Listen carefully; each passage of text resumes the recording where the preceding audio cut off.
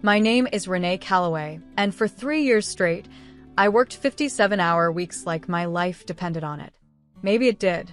I was 25, broke, exhausted, and stupidly loyal to a company that treated burnout like a badge of honor.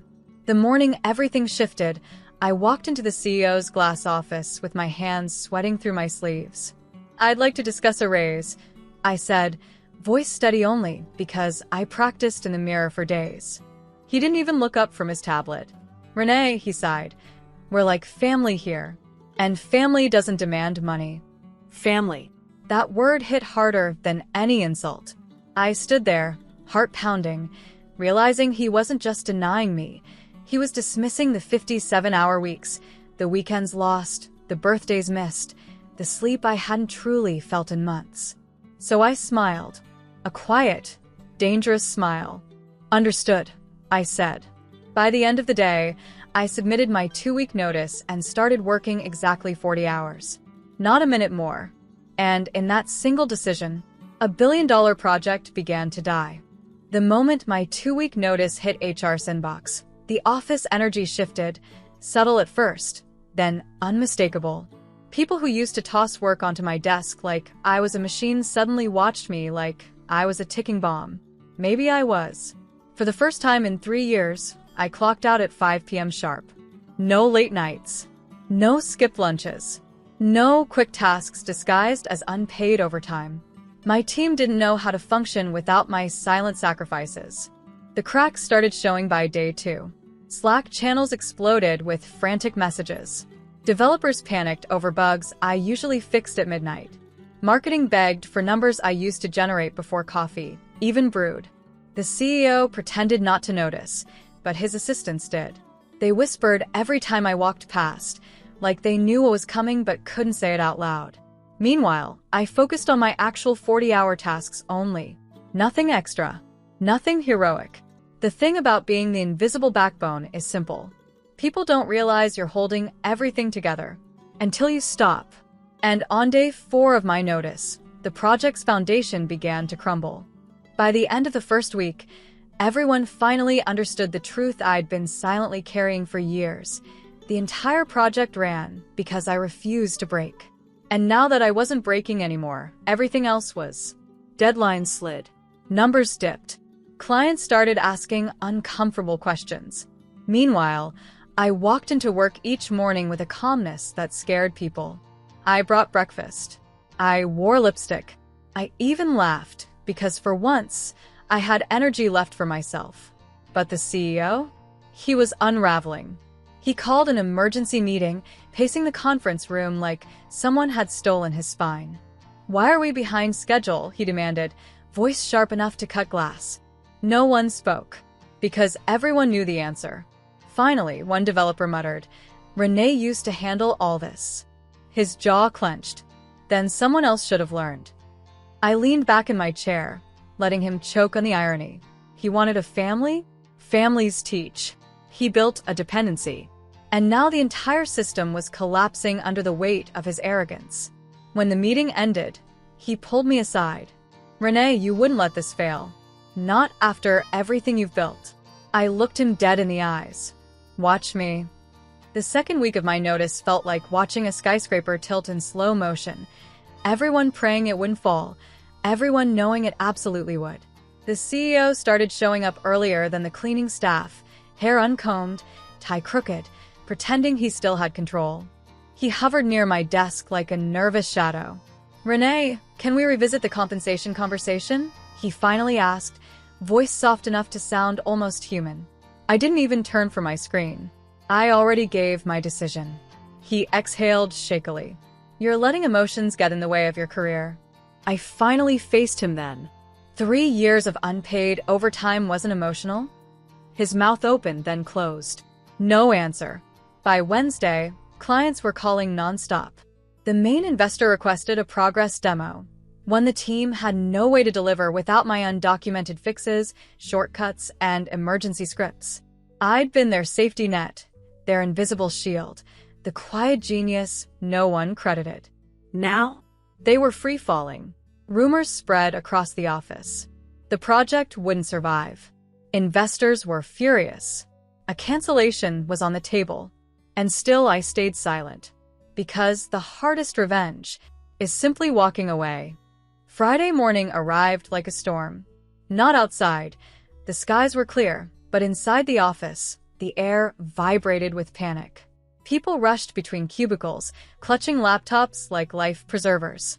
A project worth millions was collapsing in real time. My inbox overflowed with messages marked urgent, critical, please respond. I ignored all of them.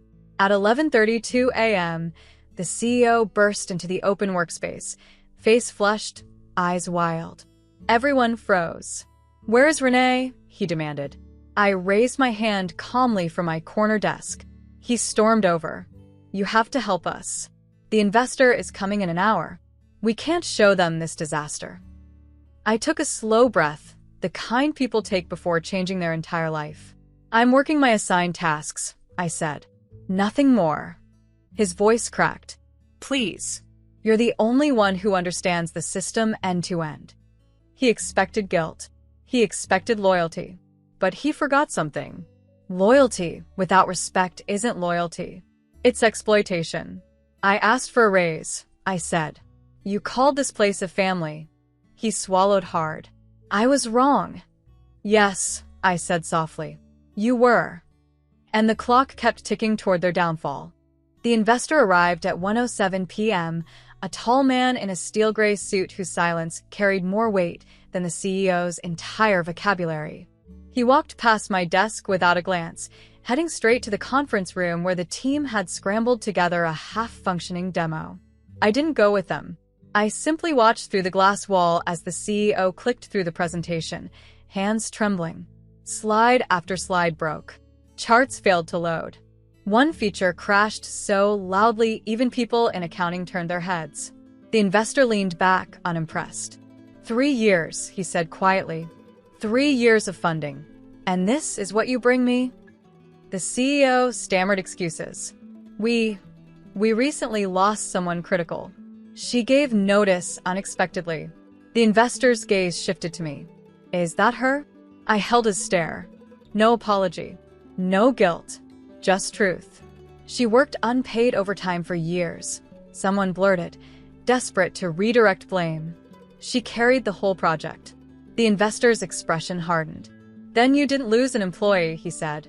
You lost the company's backbone. He closed his laptop. This project is dead.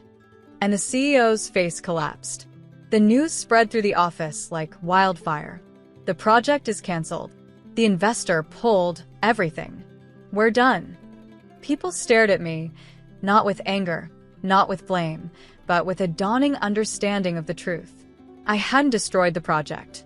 They had, by building it on unpaid labor and calling it family. When I returned to my desk, the CEO appeared again, but this time he didn't look furious.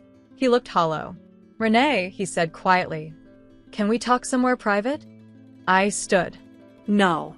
He blinked, stunned by the simplicity of it. We treated you unfairly, he said. But couldn't you have warned us? Helped us transition? You know what this failure means. I nodded. Calm. Cold. I know exactly what it means, I replied. For 3 years, I was the only safety net you had. You just never noticed until it snapped.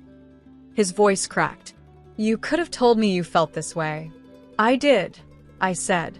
Every time I stayed late. Every time I worked overtime without complaint. Every time I held the company together through sheer exhaustion. That was me telling you. He covered his face with both hands.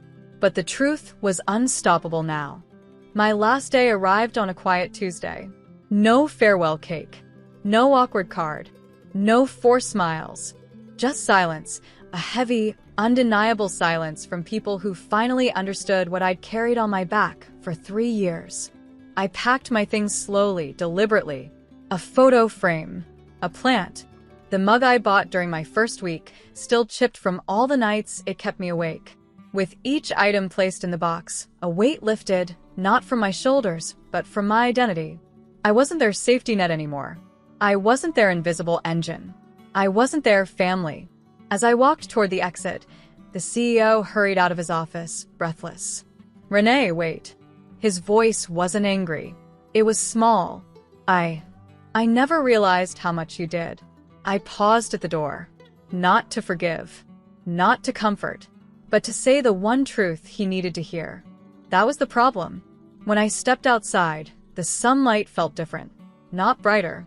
Mine. Behind me, the company scrambled to survive the fallout of losing me. Ahead of me, a future where my worth would never again be paid in family.